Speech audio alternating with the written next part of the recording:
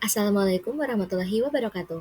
Perkenalkan, nama saya Anazmi Asifa dengan NIM 221011402719 dari kelas 04 TPLP 029. Di sini, saya akan memenuhi tugas akhir saya pada mata kuliah pemrograman 1 dengan membuat video pembelajaran dasar pada bahasa pemrograman Java.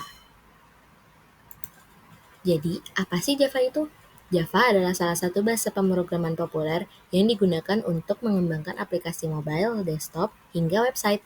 Jadi, Java adalah bahasa pemrograman berorientasi objek yang dikembangkan oleh Sun Microsystem yang saat ini dimiliki oleh Oracle Corporation dan dirilis pertama kali pada tahun 1995.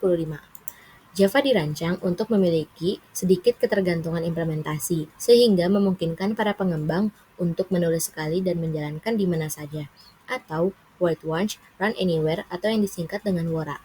Artinya, kode Java yang dikompilasi dapat berjalan di semua platform yang mendukung Java tanpa perlu diubah.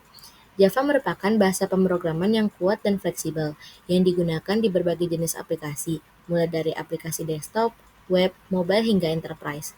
Dengan ekosistem yang luas dan komunitas yang besar, Java terus menjadi salah satu bahasa pemrograman yang paling populer di dunia.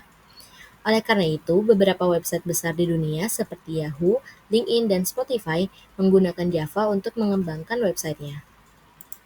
Untuk memulai pembelajaran, tentunya kita harus menyiapkan semuanya. Termasuk pada pembelajaran dasar Java ini, kita butuh menyiapkan software Java untuk menjalankan kodenya. Jadi, cara instalasi Java yaitu, pertama, mengunduh Java Development Kit atau yang disingkat dengan JDK. Menginstal JDK dengan menjalankan file instalasi dengan mengklik 2 kali pada file yang telah diunduh. Lalu memverifikasi instalasi dengan periksa folder instalasi JDK di tempat file yang kalian simpan. Dan yang terakhir, uji instalasi di command prompt lalu ketik Java version dan tekan enter. Untuk mencoba apakah instalasinya berjalan dengan baik, mari kita coba codingan pertama yaitu perkenalan diri. Yang pertama, masuk ke dalam aplikasi VS Code. Dan yang kedua, ketikkan kode yang ada pada layar saat ini. Yang ketiga, tekan run pada kanan atas. Dan yang terakhir, akan hasil seperti yang ada di layar yaitu halo, nama saya Anazmi Asifa atau dapat diganti dengan sesuai nama kalian. Sekarang, kita perlu mempelajari tipe data apa saja yang ada pada Java. Tipe data sendiri adalah kategori data yang menentukan jenis nilai yang dapat disimpan dan operasi yang dapat dilakukan terhadap nilai tersebut dalam suatu bahasa pemrograman. Tipe data membantu memastikan bahwa data digunakan dengan cara yang konsisten dan terkontrol. Dalam Java, tipe data dibagi menjadi 2 kategori, yaitu tipe data primitif dan tipe data referensi. Tipe data primitif adalah tipe data dasar yang sudah disediakan oleh bahasa pemrograman dan tidak dapat dipecah menjadi tipe data yang lebih sederhana. Java memiliki 8 tipe data primitif. Yang pertama byte, digunakan untuk menghemat memori dalam array besar, terutama jika nilai yang akan disimpan berada dalam rentang yang kecil. Contoh penggunaan data dalam pengolahan data biner atau stream data. Yang kedua ada short, digunakan untuk menghemat memori dalam area yang besar jika nilai yang akan disimpan berada dalam rentang yang lebih besar daripada byte, tetapi cukup kecil untuk menggunakan integer. Yang ketiga yaitu integer, digunakan untuk menyimpan bilangan bulat. Ini adalah tipe data bilangan bulat yang paling umum digunakan karena rentang nilainya yang cukup luas untuk sebagian besar aplikasi. Dan yang keempat yaitu long, digunakan untuk menyimpan bilangan bulat yang sangat besar, tidak dapat diakomodasi oleh integer. Contohnya adalah untuk menyimpan nilai timestamp atau perhitungan numerik yang besar. Dan yang kelima yaitu float, digunakan untuk menyimpan bilangan desimal atau floating point dengan presisi tunggal. Contohnya adalah dalam aplikasi grafis atau game di mana presisinya tidak terlalu kritis, tetapi performa adalah hal yang paling penting. Dan yang keenam yaitu double, digunakan untuk menyimpan bilangan desimal dengan presisi ganda. Ini adalah tipe data default untuk bilangan desimal di Java dan sering digunakan dalam perhitungan ilmiah dan finansial. Dan yang ketujuh yaitu boolean, digunakan untuk menyimpan nilai logika. Boolean sangat penting untuk kontrol alur program, seperti dalam kondisi if-else, loop, dan pernyataan logika lainnya.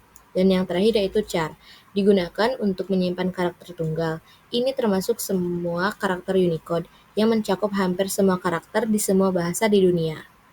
Selanjutnya yaitu tipe-tipe data referensi. Tipe data referensi adalah tipe data yang menyimpan referensi atau alamat memori dari objek yang ditunjuknya. Tipe data referensi dapat digunakan untuk merujuk ke objek array atau kelas. Tipe data referensi meliputi string, yaitu digunakan untuk menyimpan urutan karakter atau teks. Array, yang digunakan untuk menyimpan sekumpulan elemen dengan tipe yang sama. Kelas, objek yang dibuat dari kelas atau antarmuka.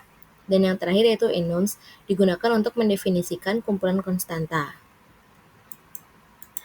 Berikut adalah contoh kode pada tipe data Java.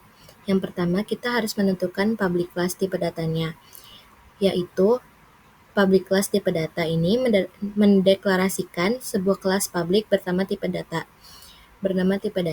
Kelas ini dapat diakses dari mana saja dalam program. Selanjutnya yaitu ada public static void main string arguments, atau ini adalah metode utama yang merupakan titik masuk program. Metode ini akan dijalankan ketika program dijalankan. String arguments adalah parameter yang dapat digunakan untuk mengambil argumen dari baris perintah.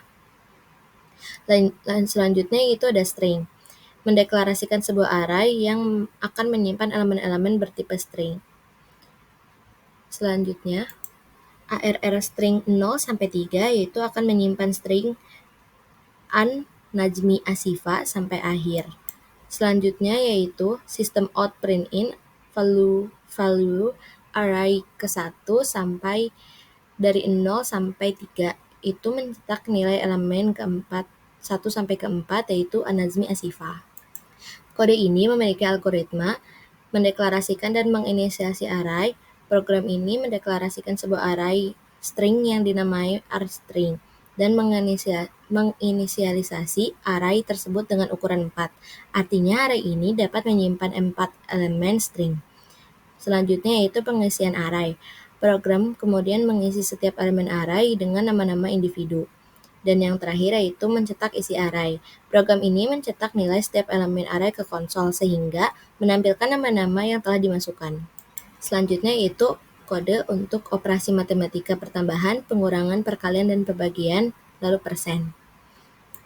INTA atau integer A sama dengan 250, ini mendeklarasikan variabel A dengan tipe data integer dan menginisialisasikannya dengan nilai 250. Selanjutnya yaitu integer B atau INTB sama dengan 50, juga mendeklarasikan variabel B dengan tipe data integer dan menginisialisasinya dengan nilai 50. Selanjutnya, mencetak hasil operasi bilangan dengan lambang-lambang di setiap operasinya, seperti pertambahan dengan lambang tambah, pengurangan dengan lambang strip, perkalian dengan lambang bintang, pembagian dengan lambang garis miring kanan, dan yang terakhir yaitu persen dengan lambang persen. Kode ini memperlihatkan cara melakukan dan mencetak hasil dari berbagai operasi matematika dasar menggunakan dua bilangan bulat dalam Java. Operator aritmatika adalah dasar dari banyak operasi komputasi dan sangat penting dalam pemrograman. Berikut output atau hasil dari kode yang kita bahas sebelumnya. Nah, selanjutnya kita akan mempelajari libraries yang ada pada Java. Java memiliki banyak kelas yang digunakan untuk berbagai tujuan dalam pemrograman. Kelas-kelas ini disusun dalam berbagai paket atau libraries yang mencakup berbagai aspek pemrograman seperti manipulasi data, pengolahan input-output, jaringan, dan lain sebagainya. Berikut adalah beberapa paket dan beberapa kelas penting di masing-masing paket. Oke, yang pertama adalah Javalang. Adalah paket inti yang secara otomatis diimpor ke semua program Java. Beberapa kelas penting di dalamnya adalah objek, string, math, system, integer, double, dan boolean.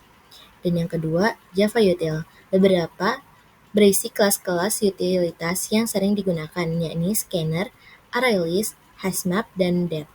Dan yang ketiga, Java.io.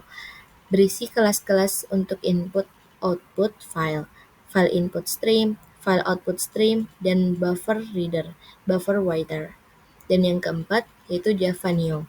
Menyediakan kelas untuk operasi input-output, non-blocking, byte buffer, char buffer, dan file channel. Dan yang kelima, JavaNet. Berisi kelas-kelas untuk pemrograman jaringan soket, server soket, dan URL.